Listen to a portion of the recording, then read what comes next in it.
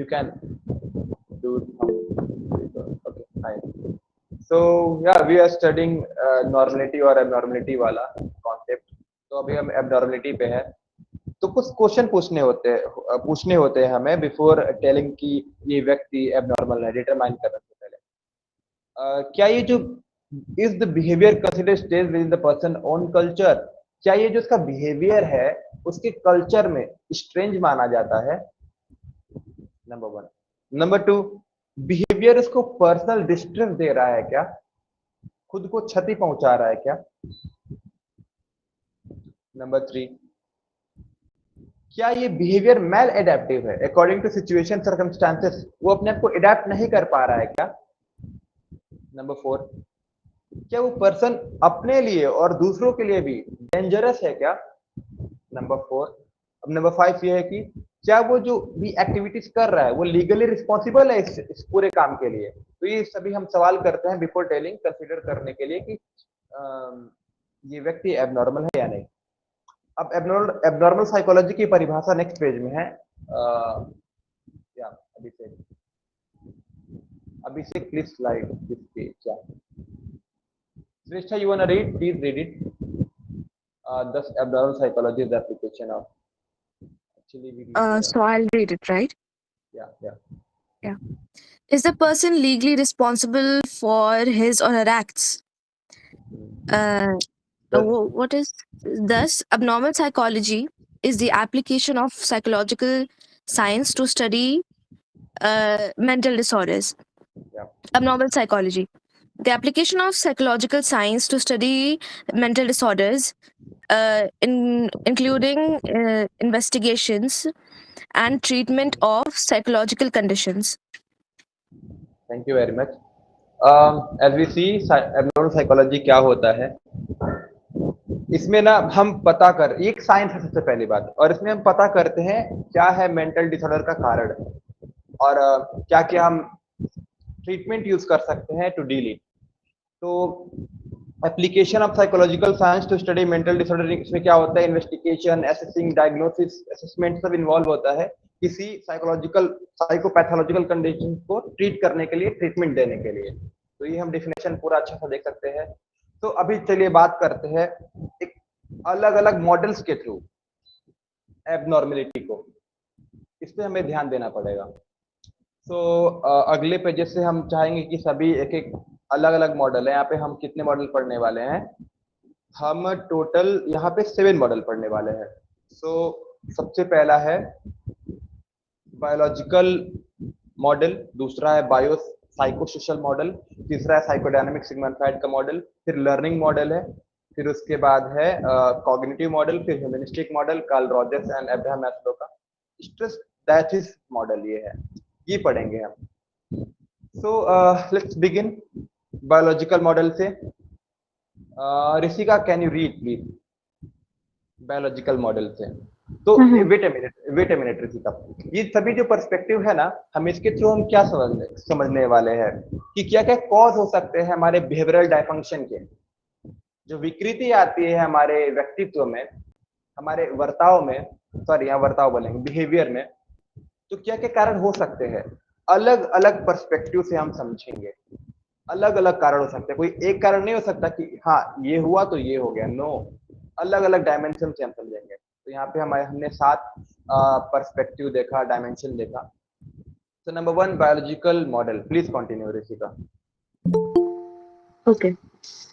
The biological model views abnormal behavior or psychological disorder is a symptom of an underlying physical disorder caused by a structural or biochemical abnormality in the brain, by genetic inheritance, or by infection. Treatment: diagnose and treat like any other physical disorder. Second point: drugs, what is this? Convulsive therapy. Yeah, electroconvulsive therapy or psychosurgery. तो यहाँ पे देखा ना हमने, biological model जो है यहाँ पे एबनॉर्मल बिहेवियर को क्या देखता है, ये सिम्टम्स है फिजिकल डिसऑर्डर से। आपका फिजिकल डिसऑर्डर कैसे हो सकता है, स्ट्रक्चरल एक्सीडेंट हो गया, आपका ब्रेन डैमेज हो गया, आपकी जो पूरी एनाटॉमी है वो डिस्टर्ब हो गया, सेरिबरम में कुछ डिफेक्ट आ गया, ठीक है, इससे हो सकता है। या हमारा जो केमिकल होता है, सेरोटोनिन, डोपामाइन, कॉर्टिसोल, वो अलग अलग जगह होते हैं, मेलाटोनिन, इसका कुछ बहुत सारे केमिकल्स होते हैं हमारे माइंड में, उसका कुछ इम्बैलेंस हो गया, उससे दिक्कत हो सकता है। कुछ इन्फेक्शन आ गया, बीमारी में इन्फेक्शन हो गया, ब्रेन में कुछ ब्रेन हेमरेज हो गया, कुछ भी हो सकता है। कुछ जेनेटिक्स इनहेरिटेड चीजें आ सकती हैं, हमारे माता पिता से अनुवांशिकी चीजें आ सकती हैं। तो इन चीजों से ना हमें हमारी जो दिक्कत होती है एबनॉर्मलिटी में हो सकती है according to biological model. Okay, so अब जैसे कि यहाँ पे हमने फिर से पढ़ते हैं, biological model views abnormal behaviour और psychological disorder is a symptoms of an underlying physical disorder. Physical disorder ही मेन कॉज माना जाता है। स्ट्रक्चरल, पूरा ढांचा ही बदल गया, राइट। ये पूरा स्कल है, स्कल टूट गया पूरा, अब टूट गया स्कल, कहीं चोट लगी, कहीं आप टकरा गए, आपने हेलमेट नहीं पहना था, आपका एक्सीडेंट हो गया, तो उससे कुछ डिफेक्ट आ जाता है। हम बहुत सारे केस स्टडी पढ़ेंगे तो हमें देखने को मिलेगा। कुछ केस स्टडी है रॉबर्ट बैरन के बुक्स में, तो आप पढ़ेंगे, आपको ये अच्छा समझ में आएगा। बायोकेमिकल एबनॉर्मलिटी, केमिकल्स का इंबैलेंस एक फिक्स रेशियो में एक खास टाइम पे निकलना चाहिए, उसका खास रेशियो में निकलना चाहिए। ज्यादा हो गया, कम हो गया, तो उससे भी दिक्कतें आ सकती हैं हमारे पूरे बिहेवियर में। मूड स्विंग्स हो सकते हैं, उससे भी दिक्कतें आती हैं। जेनेटिक इनहेरिटेंस, आपका डाउन सिंड्रोम हो गया, बहुत सारे डिजीज ऐसे हो गए, वो किससे आते हैं? इनहेरिटेड होते हैं, हमारे माता पिता से आ जाते हैं। हमारे माता पिता को था या बाबा को था, किसी को था, ग्रैंडफादर ग्रैंडमदर को था, हमको आ गया। तो इन्फेक्शन से भी चीजें हो सकती हैं। तो ये सारी चीजें हम समझते हैं किससे? बायोलॉजिकल मॉडल से। इस पर्सपेक्टिव से हम जानते हैं क्या कॉज किसका? एबनॉर्मल बिहेवियर का। ट्रीटमेंट कैसे करेंगे? ओके वेट ए मिनट, क्या ये सभी को समझ में आया ना? बायोलॉजिकल मॉडल, जेनेटिक्स, ब्रेन की एबनॉर्मलिटी, केमिकल का इम्बैलेंस, स्ट्रक्चरल डैमेज हो गया एक्सीडेंट से, तो ये कारण हो सकता है, ये भी कारण हो सकता है बिहेवियर डायफंक्शन का। सभी को समझ में आया? ऋषिका, अभिषेक, कौशिकी, अंशिका, शिखा? Yes, sir. Okay, thank you ma'am, thank you. So treatment कैसे करें, इसका इलाज कैसे होगा? डायग्नोज करेंगे सबसे पहले, असेसमेंट करेंगे, डायग्नोसिस करेंगे। फिर उसके बाद जैसे फिजिकल डिसऑर्डर का एक हम पढ़ते हैं इंक ब्लॉट वाला चीजें, टीएटी, ये सारी चीजें प्रोटेक्टिव टेक्निक्स यूज होती हैं, इसमें नहीं है, तो वो सारी चीजें यूज करते हैं। और अभी ना ईसीटी आया है, इलेक्ट्रोकन्वल्सिव थेरेपी, ये अभी आप, मैंने वीडियो भेजा था बिल्कुल मेन ग्रुप में, आप लोगों ने देखा हो तो बहुत अच्छे से समझ में आएगा। ये आगरा में अभी यूज हो रहा है। इलेक्ट्रोकन्वल्सिव थेरेपी आपके मस्तिष्क में लगाया जाता है, हल्का सा बिल्कुल, वो मैग्नेटिक वेव्स छोड़ते हैं, तो करंट आता है, वो करंट इतना हल्का आता है, तो वो क्या करता है, पूरा जो भी अगर आपका एबनॉर्मलिटी होता है, इम्बैलेंस हुआ रहता है केमिकल्स का, तो वो फिक्स कर देता है। और बिल्कुल अभी तो बहुत एडवांस टेक्नोलॉजी आ गया, एडवांसमेंट हो चुका है, तो बहुत ही इजिली हमारा मेंटल डिसऑर्डर ट्रीट हो जाता है। तो अलग अलग फेसेस में करते हैं, तो ईसीटी वही होता है। पहले तो काफी डेंजरस माना जाता था सॉरी, तो साइको सर्जरी भी करते हैं पूरा, ये भी हो सकता है। और ड्रग्स, साइकोटिक ड्रग्स, ये भी यूज होते हैं इसके ट्रीटमेंट के लिए। So what next is bio psycho social model. So who can read, कौन पढ़ेगा इसे? Kaushiki, can you read it please? Bio psycho social model, if you can, if you are comfortable. Kaushiki,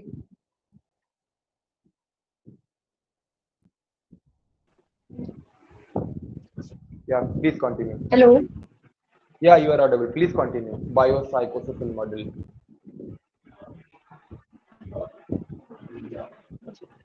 Biopsychosocial model. This model views behavior dysfunction is a result from a combination of biological, sociological, and social causes. This model also emphasizes the fact that external factors such as negative environments, a disadvantaged position in society, and cultural traditions can play a role in mental disorders. Thank you very much, ठीक है, thank you very much. देखिए इसमें क्या हम पढ़ेंगे, bio psycho social model, इसका मतलब क्या होता है? बायो मतलब बायोलॉजी, साइको मतलब तो पूरा साइकोलॉजिकल चीजें, कॉग्निटिव चीजें आ गई, सोशल मतलब सोसाइटी, ट्रेडिशन, नॉर्म्स, कल्चर, आप आसपास का एम्बियंस, तो सभी आयामों को, तीनों आयामों को देखते हैं हम किसी बिहेवियरल डायफंक्शन को देखने के लिए। यही मॉडल बताता है, सजेस्ट करता है कि जो कारण है ना आपके मानसिक विकृति का, एबनॉर्मल बिहेवियर का, ये बायोलॉजिकल भी हो सकता है, साइकोलॉजिकल भी हो सकता है, सोशल कॉज भी हो सकता है। ये जोर किस पे देता है?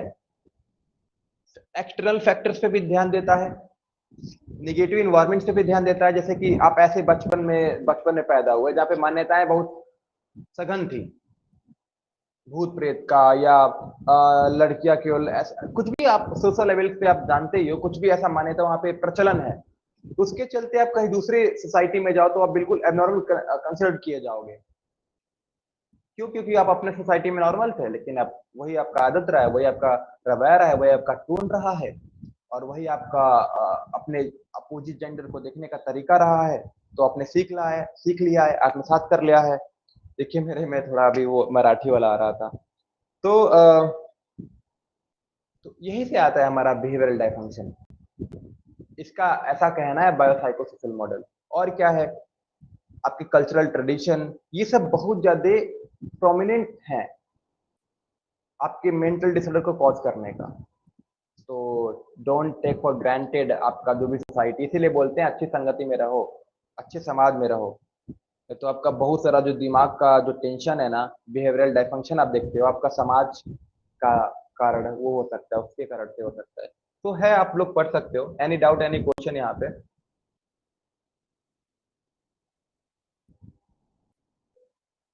Okay, Nope. Thank you. Let's go ahead. अभी कौन पढ़ेगा? Next is psychodynamic model. Sigmund Freud आ गए। मेरे बहुत फेवरेट है सिगमंड फ्रायड एक्चुअली, क्योंकि मैंने इन्हीं को सबसे ज्यादा पढ़ा है। आई डोंट नो, लेकिन मतलब ये चीजें काफी दिखती हैं। चलिए, ये कौन पढ़ेगा?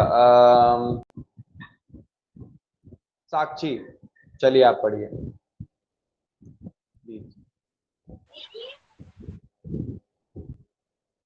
This model is This originally this model is originally proposed by Freud. Freud and Freud. maintains that Freud.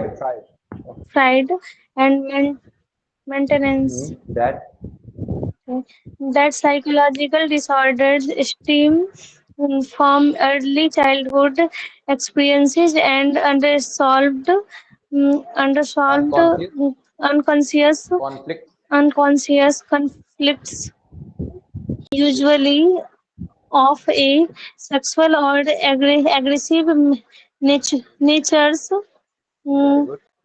Accord, accordingly, sorry, क्या है ये? accord, according to this model, According to this model, behavior dysfunction dysfunction, dysfunction dysfunction, dysfunction. Okay, कोई बात नहीं. Sorry for the be, writing के लिए.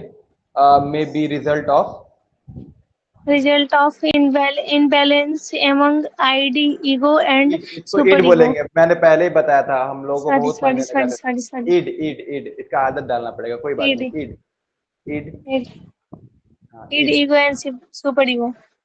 Okay. Treatment Treatment: bring disturbing repressed materials to consciousness uh, consciousness and help patient work work through unconscious conflicts. conflicts. और वही दूसरा हमने क्या पढ़ा था? Psycho Psychology, analysis. Psycho analysis, सब psychoanalysis. साइकोलॉजी दिखता है इसमें पीएसवाई के बाद, कोई बात नहीं। सो साइको एनालिसिस आपकी गलती नहीं है, मैंने वो बात किया था बहुत एक्सपेरिमेंट के पहले कुछ, तो दो तीन चीजें पहले देखते फिर हम एज्यूम कर लेते, तो वही आपके साथ हो रहा था अच्छे यहाँ पे। सो साइकोडायनेमिक मॉडल जो है सिगमंड फ्रायड ने दिया था। इन्होंने क्या बताया था? इन्होंने ये बताया था कि जो आपके साइकोलॉजिकल डिसऑर्डर आते हैं, जो उत्पन्न होते हैं, स्टेम होते हैं, कहाँ से होते हैं? अर्ली चाइल्डहुड एक्सपीरियंसेस से, अनरिजॉल्व्ड अनकॉन्शियस कॉन्फ्लिक्ट्स, आपने चीजें रिप्रेस कर दी होती हैं, जो सोशली एक्सेप्टेबल बिहेवियर नहीं होता है, थॉट नहीं होता है, डिजायर नहीं होता, वो जो बेसिकली ज्यादातर वो सेक्सुअली होते हैं, वो सेम वाले होते हैं, गिल्ट वाले होते हैं, वो आपने रिप्रेस कर दिया होता है। ये कारण आपके साथ सेक्सुअल अब्यूज हुआ है, आपके साथ फिजिकल अब्यूज हुआ है, आपको बुली किया गया है, आपके साथ डिस्क्रिमिनेशन हुआ है, तो आपके साथ बैड पेरेंटिंग हुआ, आपके पेरेंट्स बिल्कुल इग्नोरेंट थे या बहुत ही डोमिनेटिंग थे, ये सभी कारण हम साइकोसेक्सुअल वाला भी इसमें होगा, साइकोसेक्सुअल स्टेजेस का भी चीजें आएंगी इसमें। तो जितना भी सिगमंड फ्राइड का चीजें था वो इसी को देखते हैं। हाँ, इड ईगो सुपर ईगो कैसे, इसको कैसे भूल सकते हैं हम। इड ईगो सुपर ईगो हमने जब पढ़ा था कि समझा था कि कौन कौन इड चलता है प्लेजर पे, वो ईगो चलता है रियलिटी पे, सुपर ईगो चलता है मोरालिटी पे। तो मोरालिटी, प्लेजर और रियलिटी क्लैश करते हैं आपस में। तो इससे ये सभी चीजें मिलके ना एक एबनॉर्मल बिहेवियर क्रिएट होता है। इनका ऐसा मानना था। सिगमंड फ्राइड का साइको एनालिसिस मॉडल ये बोलता है। तो ये क्या बहुत सारी बातें बोलता है। क्या साइकोडायनामिक्स मॉडल आपका बचपन के साथ, आपके बचपन में आपके साथ जैसा बिहेव किया गया था, सेक्सुअली, फिजिकली, बुली, ये सारी चीजें। और इड ईगो सुपर ईगो वाली क्लास जो हमने पढ़ा, इड ईगो सुपर ईगो अगर आप जो नहीं जानते हैं बता दे फिर से। इड जो है प्लेजर प्रिंसिपल पे काम करता है, ईगो सुपर ईगो, ईगो जो है रियलिटी पे काम करता है, और सुपर ईगो मोरालिटी प्रिंसिपल पे काम करता है। होप सभी को पता होगा, मैंने बहुत डिटेल में ये सारी चीजें बताई हैं। अगर नहीं समझ में आया तो प्लीज अभिषेक आप उनको रिकॉर्डिंग भेज देना। ओके, तो ये मेन कारण होता है हमारे बिहेवियरल डायफंक्शन का according to Sigmund Freud. In psychodynamic model हम यही समझते हैं। Got it? सभी को समझ में आया? कोई क्वेश्चन? अगर कोई भी क्वेश्चन है please without hesitation you can ask, feel free to ask. क्या कौशिकी, ऋतिका, शिखा, अंशिका, हम सब कर सकते हैं आप लोग।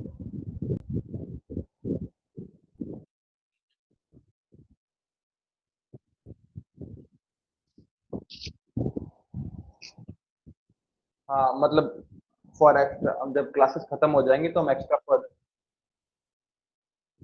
नहीं अभिषेक मतलब वो तो अलग रखेंगे, क्योंकि मैंने थोड़ा इस पे सोचा है, हम चीजें यही रखते हैं, बट उसका हम अलग क्लास रखेंगे। मतलब रिलेटेड टॉपिक या आप कुछ व्यूज देने हैं तो आप दे सकते हो, बट उसको आप लिख के रख लो। So thank you Abhishek for the reminder. Treatment की बात करते हैं, चलिए। Bring disturbing repressed material to consciousness. Repressed material जो है आपका, आपने जो दबा लिया था चीजें, अनकॉन्शियस में चली गई थी चीजें, हमने बार बार हमने साइकोएनालिसिस में ये पढ़ा, अनकॉन्शियस की चीजों को कॉन्शियस में लेकर आओ। जो अपने दमित कर दी हैं चीजें, अपने आपके अनकॉन्शियस माइंड में चला गया, जिसके प्रति आप पूरी तरह अवेयर ही नहीं हो, उसके अपने कॉन्शियसनेस में लेकर आओ। Got it? ये क्या करेगा, पेशेंट्स को ना, मरीजों को यहाँ पे, अब जिसको कार्ल रॉजर्स क्लाइंट्स बोलते थे, तो कॉन्फ्लिक्ट को रिजॉल्व इजिली कर देगा। हम हमारे अंदर कचरा जैसे होती हैं चीजें, जब तक वेंट आउट ना करो, आप एक्सप्रेस ना करो, तो बहुत परेशान करती हैं चीजें। तो ये साइकोडायनामिक मॉडल यही बोलता है, भाई वेंट आउट करो, वेंट आउट करो आप लोग। साइको एनालिसिस बहुत ही ज्यादा मददगार होगा अकॉर्डिंग टू साइकोडायनामिक मॉडल। तो ये साइकोडायनामिक मॉडल का कहना ये चीजें हैं, ये आप समझना। जो पर्सपेक्टिव है, मॉडल है, सब अलग अलग है। बायोलॉजिकल मॉडल कुछ और बोलता है, बायोसाइकोसोशल मॉडल कुछ और बोलता है, और सबका अलग अलग ट्रीटमेंट एंड कॉज है। इसमें ट्रीटमेंट क्या कॉज करेंगे, बायोसाइकोसोशल में सीबीटी यूज करेंगे, आपके जो फॉल्टी थिंकिंग बिलीफ है उसको निकाल कर दूसरा चीजें इम्प्लांट करो, बताएंगे चीजें। तो आप कंफ्यूज ना हो ना, पढ़ते रहना, इजी ही है। कोई डाउट होगा तो मैं यहाँ पे हूँ, पूछ ही सकते हो आप। लर्निंग मॉडल, ये कौन पढ़ेगा? Kaushal please read it. Learning model, Albert Bandura इसमें काफी प्रोमिनेंट पर्सनालिटी है। Continue please Kaushal, if you are here and if you can hear please read it. Yes Kaushal. Hello. Yeah, you are audible. कौन सा learning model? Yeah, learning model. According to this model, abnormal thoughts, feelings, and behavior are learned and sustained like any other behavior, or there is a failure to learn appropriate behavior. Behavior therapists use learning principles to eliminate distressing behavior and to establish new more appropriate behavior in its place. Okay, thank you very much. So learning model में हम क्या जानते हैं? देखिए, जो भी चीजें हैं ना वो सीखी गई हैं, लर्नड है। जो भी आप एबनॉर्मल बिहेवियर सीखे हो ना, वो कहीं ना कहीं से सीखी गई हैं, ऐसा कहना है इस पर्सपेक्टिव का, ऐसा कहना है इस मॉडल का। तो according to this model, abnormal thought, जो आपके थॉट्स होते हैं, फीलिंग्स होते हैं, बिहेवियर होते हैं, ये सभी के सभी लर्न होते हैं और सस्टेंस इकट्ठे किए गए रहते हैं दूसरे बिहेवियर्स के द्वारा। बच्चों को अगर आप गाली दिखा दो तो सीख लेगा गाली, ऐसे गाली तो सीखेगा नहीं कभी। दूसरों को देख के सीख लेता है, ऑब्जर्व कर लेता है। एक बहुत फेमस एक्सपेरिमेंट था, बोबो डॉल एक्सपेरिमेंट। सभी ने सुना है इसके बारे में, बोबो डॉल एक्सपेरिमेंट के बारे में? बोबो डॉल एक्सपेरिमेंट यही था कि बोबो डॉल एक्सपेरिमेंट, तो एक कमरे में एक स्क्रीन पे हिंसात्मक वॉयलेंस वाला वीडियो प्ले किया गया, उसमें बच्चे को रखा गया। बच्चा आके क्या करता है बाहर, वो भी घूंसा मारता है। एक पुतले को रख दिया गया था, उसमें दिखाया जा स्क्रीन पे दिखाया गया था कि पुतले को कोई बच्चा है मार रहा है, पीट रहा है। तो बच्चे ने जो देखा वही आकर उसने पे इसका रिएक्शन करा उसने। दूसरे कमरे में वही सिंपल सी बात, वो बच्चे को, वो डॉल को कोई बच्चा है स्क्रीन में, उससे हिला रहा है, प्यार कर दुलार कर रहा है। अब वो बाहर, तो दूसरा बच्चा सोचता भी वैसे ही कि डॉल के साथ प्यार कर रहा है, दुलार कर रहा है। तो वही सारी चीजें हैं, हम देख के चीजें सीखते हैं। हमारे जैसे कोई, देखिए जैसे कोई पति है अपने पत्नी के साथ बहुत ज्यादा एग्रेसिव बिहेवियर दिखा रहा है, ना चाहते हुए भी बहुत ज्यादा, और डोमिनेटिंग है, तो वो ना चाहते हुए भी चीजें उसके अंदर से आ रही हैं। पता है क्यों? लर्निंग मॉडल जो है वो उसी के अगर इसके पर्सपेक्टिव से समझे, चीजें हम देख कर सीख लिए होते हैं। अनकॉन्शियसली वो चीजें भी, अगर सिग्मंड फ्राइड की बात करें, वो चीजें हमारे अंदर बैठ चुकी होती हैं। हम लॉजिक से तो वैल्यूज के थ्रू समझ लेते हैं, ठीक है this is bad, this is not, this is good, ऐसा। लेकिन हमारे अंदर चीजें वो बैठी रहती हैं, वही हमारे बिहेवियर को इम्पैक्ट करती हैं। तो काफी सारी बिहेवियर जो है बच्चों का वो लर्न होता है फ्रॉम पेरेंट। तो इसीलिए अक्सर बोलते हैं बच्चों को अपने माता पिता जब लड़े तो उनके सामने मत रखा करो। तो बहुत ही जिम्मेदारी का काम है पेरेंटिंग। सो आप सभी जानते ही होंगे ये सब चीजें। क्वेश्चन होगा तो आप पूछ लेना। अब इसमें क्या करते हैं, देखिए आपका जो थॉट है, आपका फीलिंग है, आपका बिहेवियर है, सभी जो गलत तरीके से आपके अंदर बैठ गई हैं, इसका निजात कैसे पाएं, इलाज कैसे करें, ट्रीटमेंट कैसे करें? न्यू एप्रोप्रिएट बिहेवियर सिखाया जा सकता है। Behaviour can be changed and modified, behaviourism ये बोलता है। ठीक है, आपने जो चीजें सीख ली, अरे मैं ऐसा ही हूँ, आप ऐसे ही नहीं हो। आप सभी बोलते हो अरे मैं तो ऐसा ही हूँ, मेरा नेचर यही है। No, learn behaviour. आपने, आपका सोसाइटी का, आप अपने सोसाइटी के रिजल्ट हो। And this behaviour can be change. आप कोई पति किसी पत्नी को पीट रहा है, मार रहा है, गाली दे रहा है और बोले अरे मैं तो ऐसा ही हूँ। नहीं, तुम ऐसे नहीं हो, तुमने सीखा है। और तो ये जो बिहेवियर है बदला जा सकता है। ओके, सो सीबीटी के through, so behaviour therapist use learning principle, इसी चीजों को यूज करते हैं। बहुत सारी थेरेपिस्ट है, थॉर्नडाइक का। आप लोग पढ़ना कभी, बताएंगे इसके बारे में, सीबीटी के बारे में, पूरा इसका कोर्स ही चलता है। चलिए अब आगे बात करते हैं टाइम कॉग्निटिव मॉडल।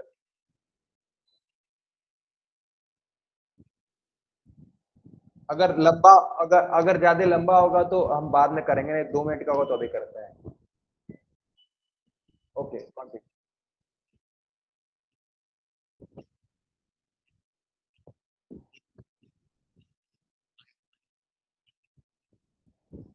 हाँ मतलब चीजें देखिए मैच करती है ना।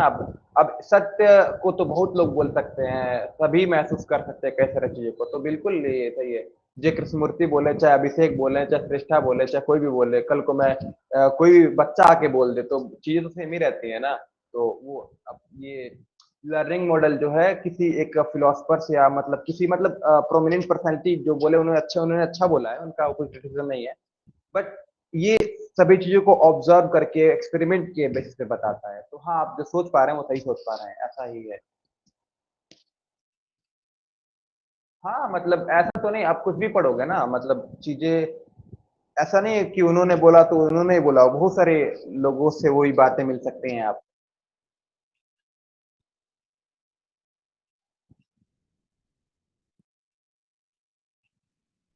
इसके लिए हम अलग रखेंगे डिस्कस अभी साइकोलॉजी की कॉन्टेक्स्ट में, इसलिए इसीलिए मैंने शुरुआती क्लास से बोल दिया था कि कॉन्टेक्स्ट हम इस में रखेंगे। ओके,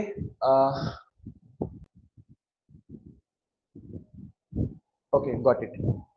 कॉग्निटिव मॉडल पढ़ते हैं। कॉग्निटिव मॉडल कौन पढ़ेगा? Please Abhishek can please slide the page. Thank you very much. Cognitive model, Anshika please read it.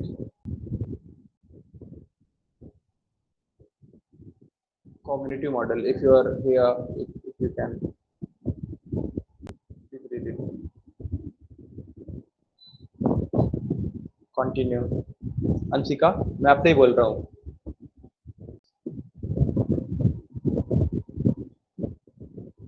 Maybe network issue. Okay, Kausiki, if you can please continue. Cognitive model.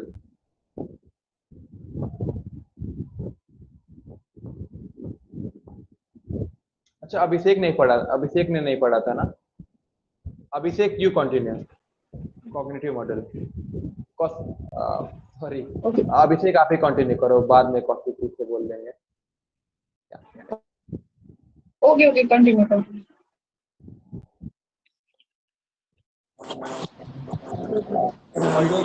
Faulty, sorry, यहाँ पे faulty है। Wait a minute, sorry for the, wait a minute, sorry for the interruption. No sorry for the interruption. Anshika का शायद network आ गया, हम इन्हीं को continue करते हैं क्योंकि इनका फर्स्ट टाइम है इधर। तो या Anshika continue please. The model suggests that faulty thinking or distorted perception can contribute to some types of psychological disorders. For example, negative thinking is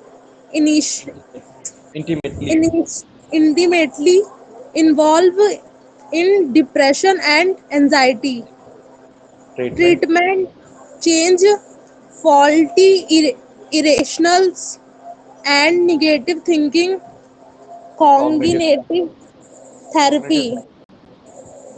थोड़े वर्ड्स पढ़ने पड़ेंगे आप लोगों को, जो नॉन साइकोलॉजी वाले हो, थोड़ा पढ़ा करो आप लोग पहले से, सो दैट आप लोग को इजी हो पढ़ने में। कोई बात नहीं, इसको अनम्यूट कर लीजिए Anshika. Thank you very much. आता नहीं। Anshika, you can unmute yourself. Thank you very much. Mute yourself, sorry. So cognitive model क्या था यहाँ पे?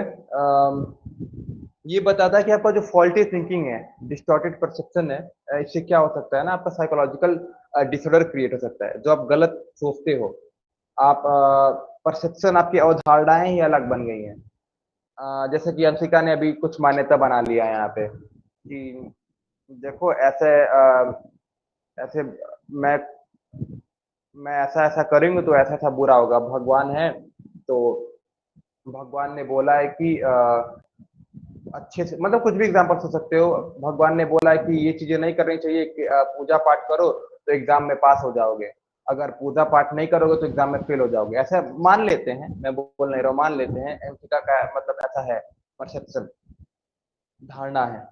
तो अब एक समय क्या हुआ कि अंशिका ने पूजा नहीं करा, तो भले अब अंशिका ने पूरी अच्छी तरीके से पढ़ाई करी है, पूरा अच्छे से पूरा क्लासेस कल अटेंड करा है, पूरा अच्छे से पूरे सॉल्यूशंस वगैरह जो भी एकेडमिकली करा उन्होंने, स्कूलिंग अच्छे से करी है, एकेडमिक्स में अच्छा करा है, बट एक नॉर्म था उनका कि पूजा भी करना चाहिए तभी अच्छे मार्क्स आते हैं। तो जब वो एग्जाम हॉल में बैठी, वो किसी ऐसा ड्यू टू एनी रीजन, कोई रीजन के चलते वो पूजा नहीं कर पाई, और या कुछ भी, I am not blaming any religion, बस मैं यहाँ पे एग्जाम्पल बोल रहा हूँ। ओके, तो वहां पे जाकर वो बैठी, उनका पूरा डेजा वू हो गया, अजीब सा डेजा वू, शायद वो फ्यूचर किसी को बोलते हैं। तो अजीब सा पूरा ब्लैंक हो गया, चीजें लिख ही नहीं पाई। तो क्यों? अरे मैंने पूजा नहीं करा था, तो इसलिए मेरे साथ ऐसा हो रहा है। तो उसके चलते वो सोचते सोचते सोचते सोचते उनको डिप्रेशन हो गया, नेगेटिव थिंकिंग करा उन्होंने, डिप्रेशन हो गया, एंग्जाइटी होने लगा, और वो फर्दर 5 साल तक 10 साल तक के चलते रहा। तो देखा आपने ये डिस्टॉर्टेड परसेप्शन का नतीजा, मतलब जो आपने बना के रखा है। तो ये इससे भी चीजें हो जाती हैं। ओसीडी में आप अक्सर देखोगे तो इसी से ओसीडी क्रिएट होता है अक्सर। तो कॉग्निटिव मॉडल यही बोलता है ना कि आपकी जो थिंकिंग है, फॉल्टी थिंकिंग है, आपकी डिस्टॉर्टेड परसेप्शन है। परसेप्शन मतलब होता है कि how you give meaning to any object, और आप अपने जो एक्सटर्नल वर्ल्ड, कैसे किसी चीज का मीनिंग देना। सेंसेस के द्वारा जो हमारे अंदर चीजें आती हैं, ब्रेन हमारा इंटरप्रेट करके वो चीजों को मीनिंग देता है, उसे हम बोलते हैं परसेप्शन, धारणा बनाना। तो इसी से दिक्कतें आती हैं। धारणा ही आपने गलत बना रखा है किसी भी डिफिनेशन का, किसी भी चीज का, अपने जीवन को लेकर, अपने जीवन के बारे में, अपने सोच का, अपने धारणा, आपकी पेरेंटिंग, आपका जो भी चीज है, मतलब गलत धारणा ही बना लिया आपने। सोचने का तरीका, नेगेटिव थिंकिंग, आप एक बार फेल हो गए, कोपिंग मैकेनिज्म ही नहीं है आपके पास, तो एंग्जाइटी, डिप्रेशन उसी का नतीजा। आप लोग वो मेरे साथ यूफोरिया में लोग जीने लगते हैं, ओ माय गॉड मेरे साथ कुछ अजब हो रहा है, ओ मैं दुख का सागर, मैं विक्टिम। तो लोग ऐसे होने लगते हैं, लेकिन सिंपली आप जाके देखो तो उनका परसेप्शन जो है ना, थिंकिंग है ना, उसी में दिक्कत है। भाई आप उसको ठीक कर दो, इम्प्लांट उसको हटा के दूसरा थिंकिंग अच्छा वाला डाल दो, जो समाज ने चीजें बताई है, कुछ भी कहीं से भी आ सकता है। तो बिल्कुल वो इंडिविजुअल फ्री हो जाएगा एंग्जाइटी एंड डिप्रेशन से। तो हमें देखने को क्या मिलता है कॉग्निटिव मॉडल में, संज्ञानात्मक बोलते हैं इसको। संज्ञानात्मक मतलब संज्ञान में चीजें आती है, आपका सोच, आपका परसेप्शन, आपकी धारणाएं, आपके बिलीफ, उससे ये आपका थॉट जो है आपके बिहेवियर को इम्पैक्ट करता है, तो उसको सही रखो आप। तो अब आप ट्रीटमेंट की बात करें, आपकी जो फॉल्टी थिंकिंग है ना, आपके जो इरेशनल अतार्किक बातें हैं, नेगेटिव थिंकिंग, इसको बदलो। सो यहाँ पे आप कॉग्निटिव थेरेपी कर सकते हो। Wait a minute,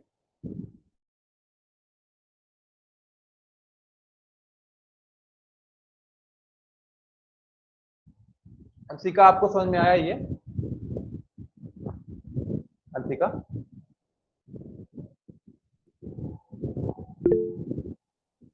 Anshika, Kaushiki,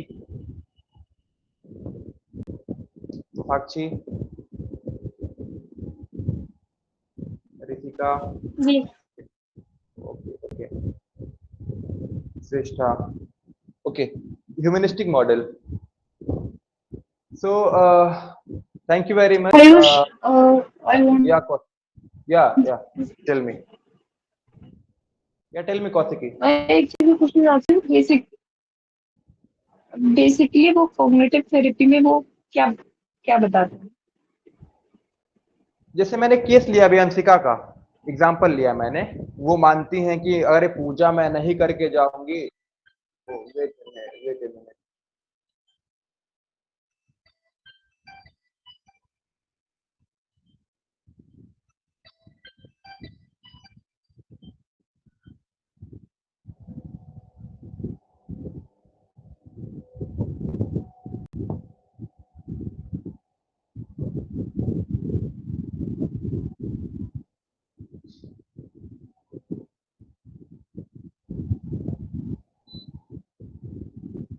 yeah, am I audible now?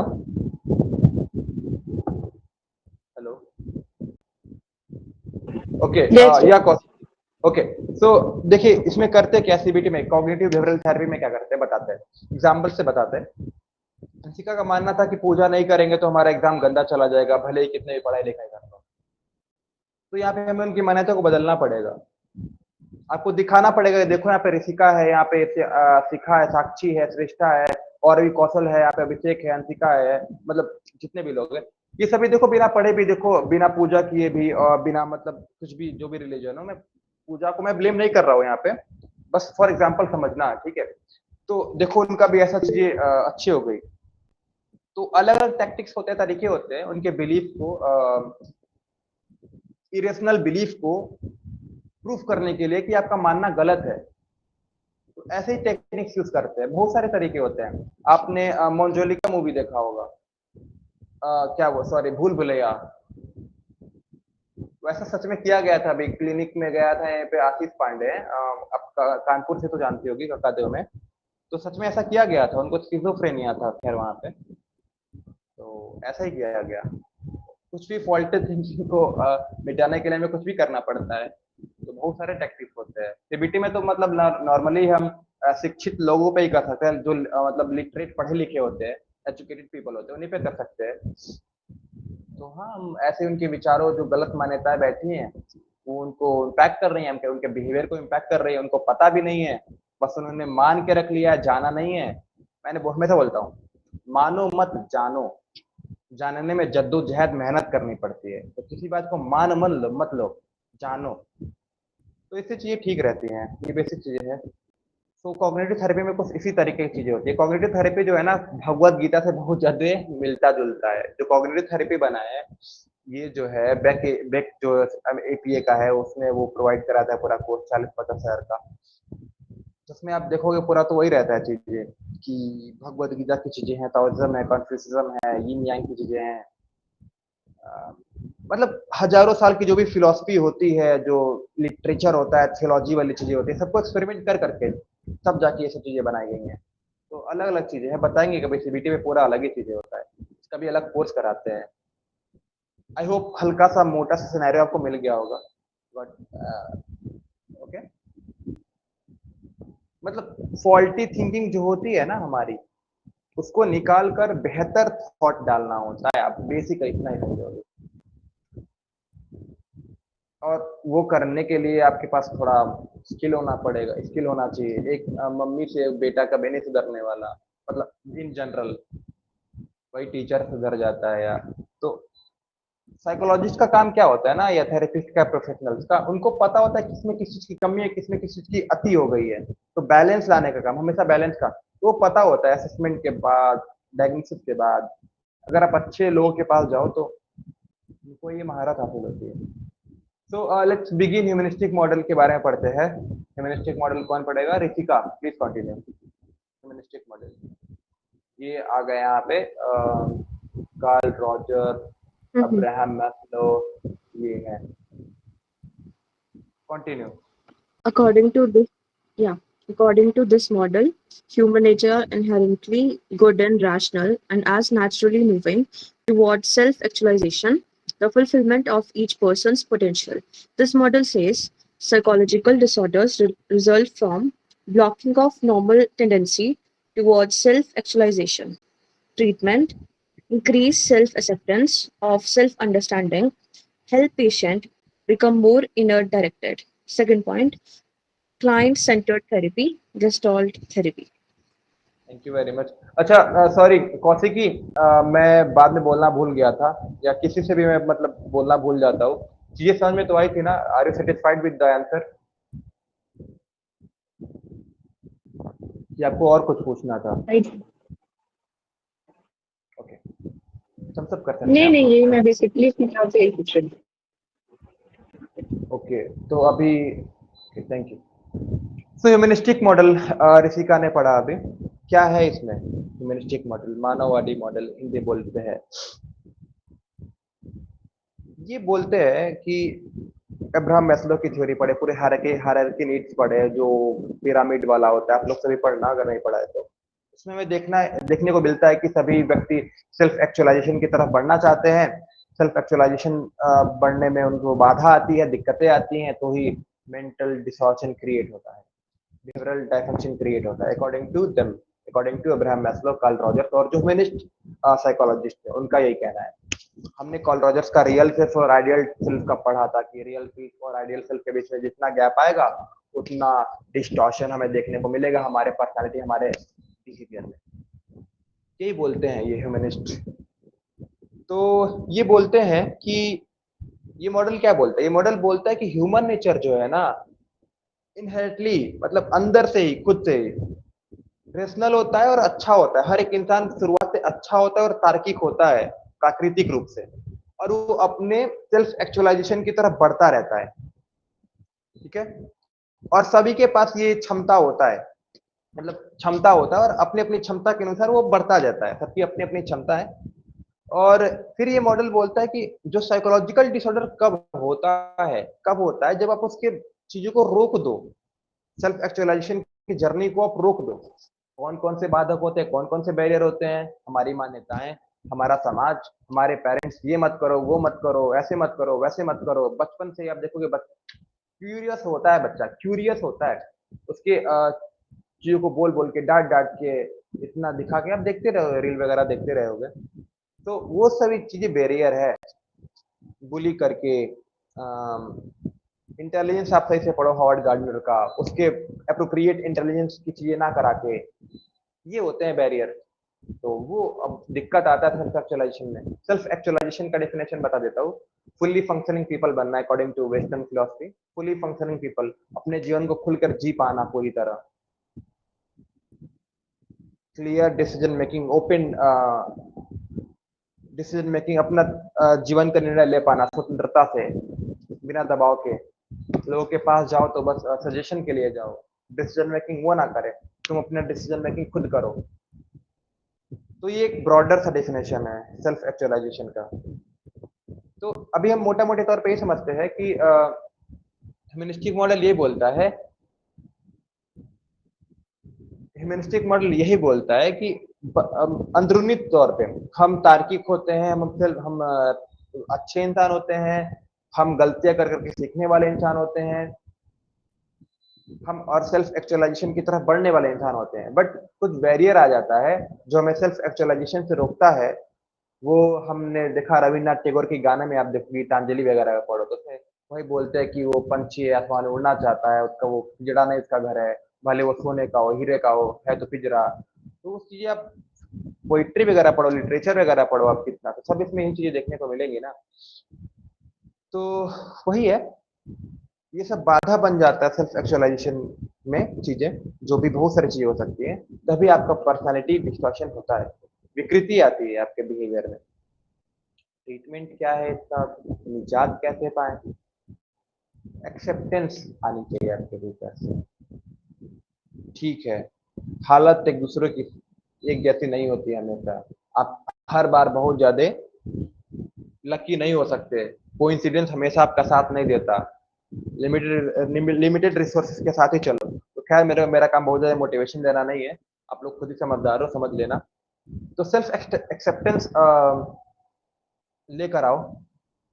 Real in genuine चीजें बोल रहा हूँ, वो मोटिवेशनल स्पीकर वाली चीजें मत समझना यहाँ पे। सेल्फ अंडरस्टैंडिंग, आपके पास इनसाइट होने चाहिए चीजों की, आप देख पाओ चीजों को। और इसमें स्पिरिचुअलिटी काफी मदद कर सकता है, या अपना अपना एक्सपीरियंस काम कर सकता है, या आपके साथ आप अगर यू आर पैशनेटली क्यूरियस तो भी आप देख सकते हो। तो ये सारी चीजें हैं। इस पे क्लाइंट सेंटर थेरेपी अब बात करते हैं, कार्ल रॉजर्स का, ये काफी मदद करता है। उसमें ओपनली जो आ रहा है मन में बोलो, और क्या सॉल्यूशन हो सकता है बस एक सजेशन देते हैं आगे वाले क्लाइंट सेंटर थेरेपी में। उसमें अनकंडीशनल पॉजिटिव रिगार्ड होता है, बिना शर्त के आपको प्यार, मोहब्बत, सम्मान, इज्जत, एक्सेप्टेंस, ट्रस्ट दिखाएंगे। Unconditional positive regard. तो व्यक्ति इस feel like I am being heard, मुझे सुना गया, मुझे समझा गया। तो यही काफी मदद करती है client centre therapy. Active listening होती है, डीप अंडरस्टैंडिंग होती है उसमें। गेस्टल्ट थेरेपी, तो मेंटल प्रोसेस को पूरा समावेश की तरह देखना। तो गेस्टल्ट थेरेपी के बारे में पढ़ो, फिर क्लाइंट सेंटर थेरेपी के बारे में पढ़ो, तो ये सारी चीजें मददगार होती हैं। और मुझे लगता है ज्यादातर लोगों को ना, जो एग्जिस्टेंशियल्स होते हैं, अस्तित्ववादी वाले लोग होते हैं, उनको यही समस्याएं होती हैं बहुत सारे। आप कोई कोई बताना चाहेगा कुछ उसके बारे में? कोई बताना चाहते हो बताइए, कोई एग्जांपल किसी राइटर्स का, या किसी ऑथर का, या कोई भी व्यक्ति का, कुछ भी लाइफ स्टोरी, वो जो बचपन में शेयर करता है अपने पोइट्री के थ्रू, अपने राइटिंग्स के थ्रू। श्रेष्ठा, शिखा, अभिषेक, साक्षी, अंशिका, ऋतिका, कोई भी शेयर करना चाहता है तो प्लीज शेयर करें।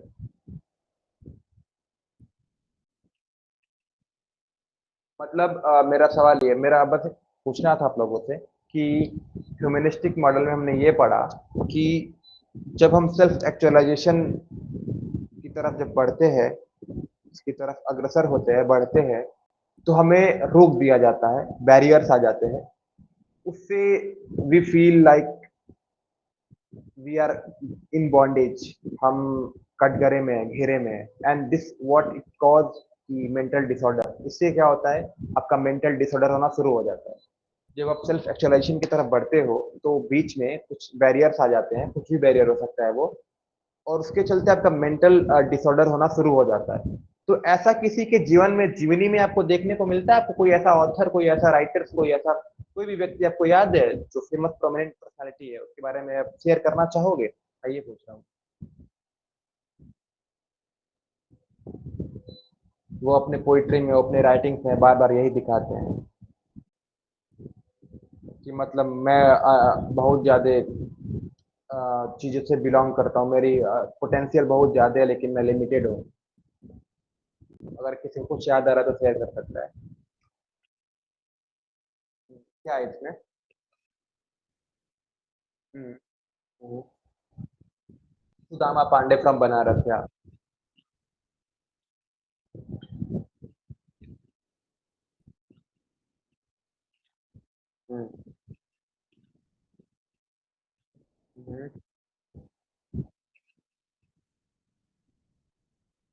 Okay, okay.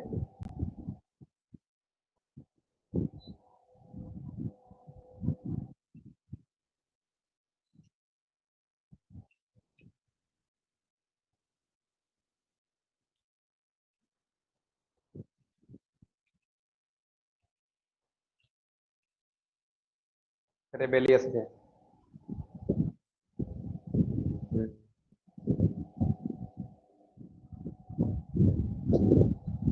और किसी को शेयर करना है कर सकता है आफ्टर अभिषेक। अभिषेक आप प्लीज शेयर करिए।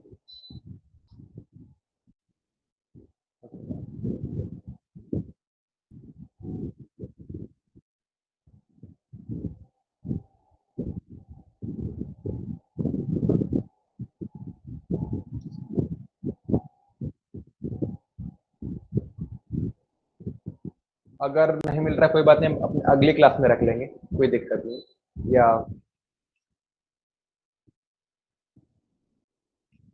ऋषिका श्रेष्ठा, if you wanna share you can।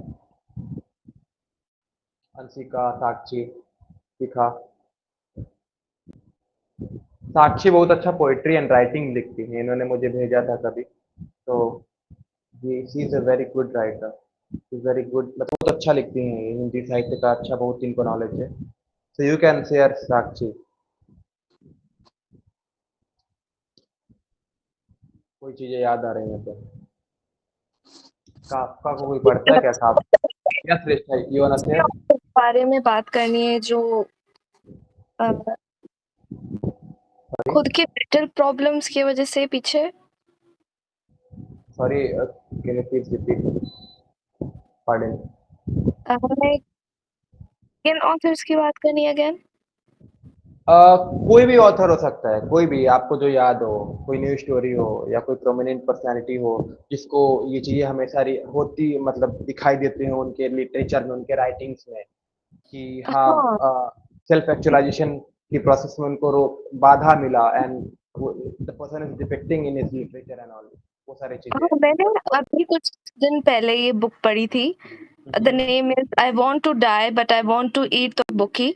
It's by Baek Sehee. She talks about her therapies.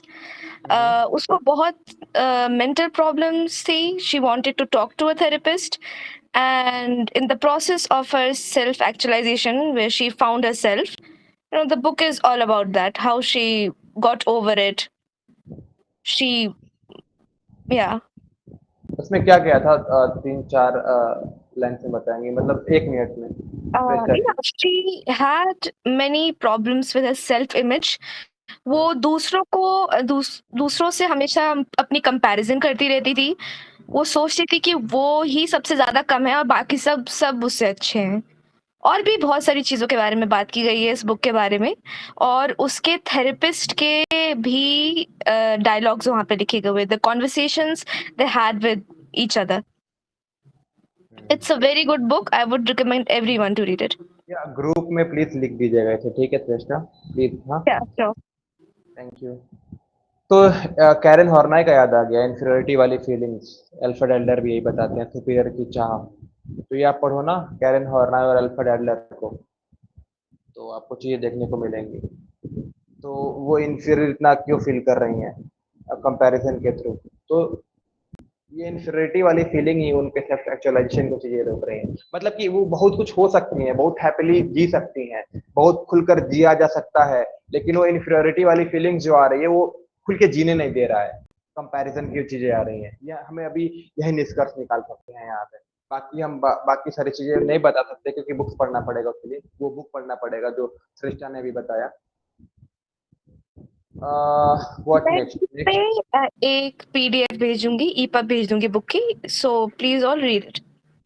Okay okay, we will, समय निकाल कर जरूर पढ़ेंगे। Okay continue, yeah continue continue.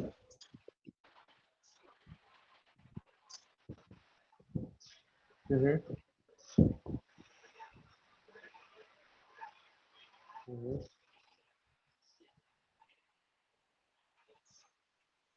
हम्म।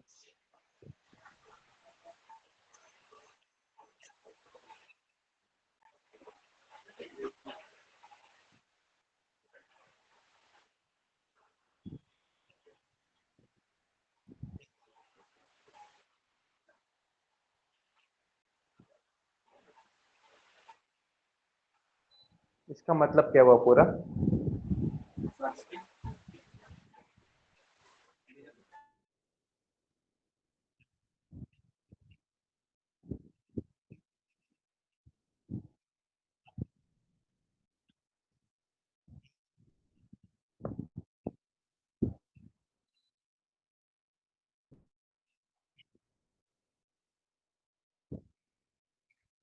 अच्छा, जिंदगी यहाँ पे एक है।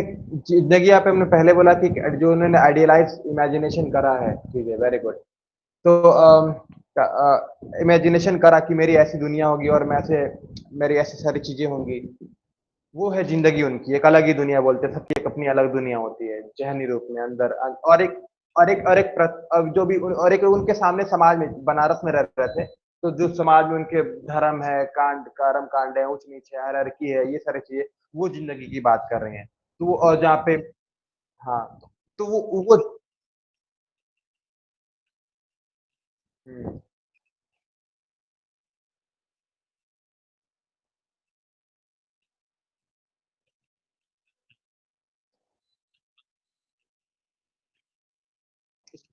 Straight forward.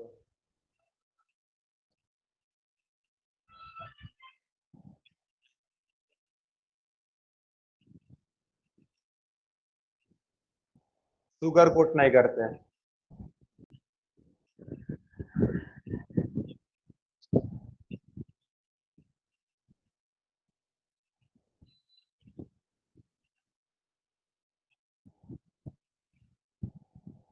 Thank you very much, अच्छा था ये।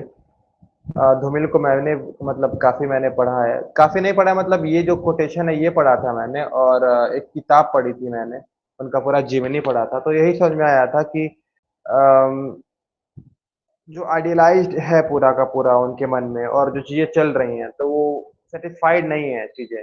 और वो चीजें जो सेल्फ एक्चुअलाइजेशन की कॉन्टेक्स्ट से रहकर बात करते हैं यहाँ पे, जो एक्चुअलाइजेशन एक्चुअलाइजेशन की मतलब यहाँ पे शब्द यूज कर लेते हैं, मतलब उनकी जो पर्सनल चाहत थी, ऐसा बोल सकते हैं। तो उसकी तरफ बढ़ने के लिए ये सारी जो समाज की जो दुनिया था, ये उनको बाधा डाल रहा था, इससे वो सेटिस्फाइड नहीं, संतुष्ट नहीं थे। तो ये हमें मोटे तौर पर समझ में आ रहा है यहाँ पे। ठीक है, थैंक यू वेरी मच। और आगे लास्ट जो है द डायथेसिस स्ट्रेस मॉडल पढ़ते हैं। So who gonna read it? Anshika please read it, stress diathesis. और कोई बात नहीं, गलती होती रहती है, इट्स ओके। अंशिका कंटिन्यू, आप ही को बोल रहा हूँ।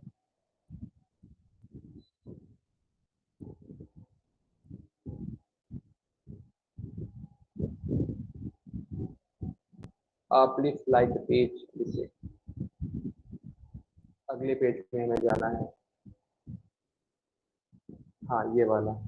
Please Anshika read it. Stress diathesis model. Okay ठीक है, कोई बात नहीं। नहीं, ये हम कल पढ़ेंगे। ये पर्सनालिटी सोचा मैं आज ही बता दूं, लेकिन आज तो हो नहीं पाएगा, कल ही होगा ये। तो स्ट्रेस डायथिसिस बताएंगे। अभी कौन पढ़ेगा? ओके ओके ओके, 11th में पढ़ा था। Okay, biology. सो मैं ही पढ़ता हूँ, ठीक है, अभी मैं ही पढ़ता हूँ। नहीं साक्षी प्लीज आप पढ़िए। A model suggesting that genetic or other factors may predispose predispose. an individual to develop a mental disorder, but that the disorder will develop only develop. if the person is exposed to certain kinds of stressful environmental conditions. Thank you very much. तो diathesis stress model क्या बोलता है? ये बोलता है ना कि हमारे भीतर से होती हैं कुछ चीजें, वो हमें इम्पैक्ट डालती हैं।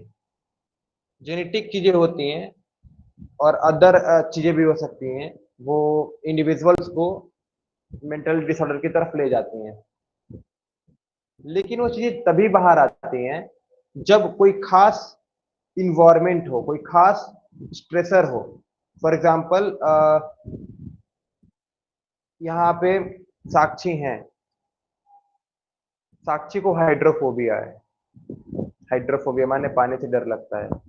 तो हमेशा फोबिया नहीं होता, हो रही हैं, खा रही हैं, दोस्तों के साथ घूम रही हैं, किताबें पढ़ रही हैं, गाने सुन रही हैं, कुछ भी। तो वहाँ कोई दिक्कत नहीं है, बिल्कुल अच्छे से चल रहा है जीवन। जैसे ही पानी आ गया तो पानी को देखकर अजीब सी एंग्जाइटी, अजीब सा पैनिक अटैक, ये सब आना शुरू हो गया। तो यही बता रहा है यहाँ पे डायथिसिस स्ट्रेस मॉडल। कोई खास किसी को टॉन्ट बहुत ज्यादा नहीं पसंद था, बिल्कुल भी नहीं पसंद होता। सब बिल्कुल बिल्कुल ओ बातचीत करो, लोगों का लगेगा कितना अच्छा इंसान है, कितने अच्छे तरीके से बात कर रहा है, कितना अंडरस्टैंडिंग है। बट आप इसका एक जुगलर वेन होता है। जुगलर वेन मतलब कमजोर ना, उसको आपने पकड़ लिया, वो आपने बोला, तो वो आप अजीब सा उसका रौद्र रूप आप देखोगे इंसान का। तो ऐसा होता है, मतलब कोई खास चीज की कोई व्यक्ति का दिक्कत। तो यहाँ पे ये बोलता है कि डायथिस स्ट्रेस मॉडल कि एक ऐसा सिचुएशन आता है, उस सिचुएशन के आने में ही वो खास तरीके की situation. Antika you can mute yourself यार। तो एक खास चीज तभी वो चीजें निकल के आती हैं, खास सिचुएशन में ही। किसी को कुछ पूछना है इस पे?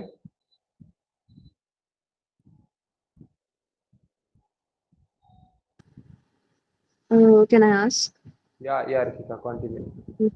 So what I understood is that when a person is out of their comfort zone, that's when they come to know about the things which they're afraid or uncomfortable in, right? या Yeah, I just wanted to make it sure. Okay. Okay, you are right, you are correct. हाँ, Hmm. Comfort zone से बाहर होगा तभी तो चीजें आएंगी, मतलब वो प्रॉब्लमेटिक होगी, स्ट्रेसफुल होगा चीजें। तो thank you for the suggestion and confirmation, मतलब ये बताने के लिए। तो कैसा रहा आज का क्लास, और एनी फीडबैक कोई बताना चाहेगा? कुछ अपने थॉट कुछ एक्सप्रेस करना चाहेगा, कुछ डिस्कस करें? श्रेष्ठा, कौशिकी, साक्षी, अभिषेक, अंशिका। श्रेष्ठा आप बताइए कैसा रहा आज पूरा, कुछ बताना चाहेंगे? Please continue. या आज की क्लासेस अच्छी थी, काफी मजा आया मुझे इंटरेक्ट करने में भी। It was very interactive.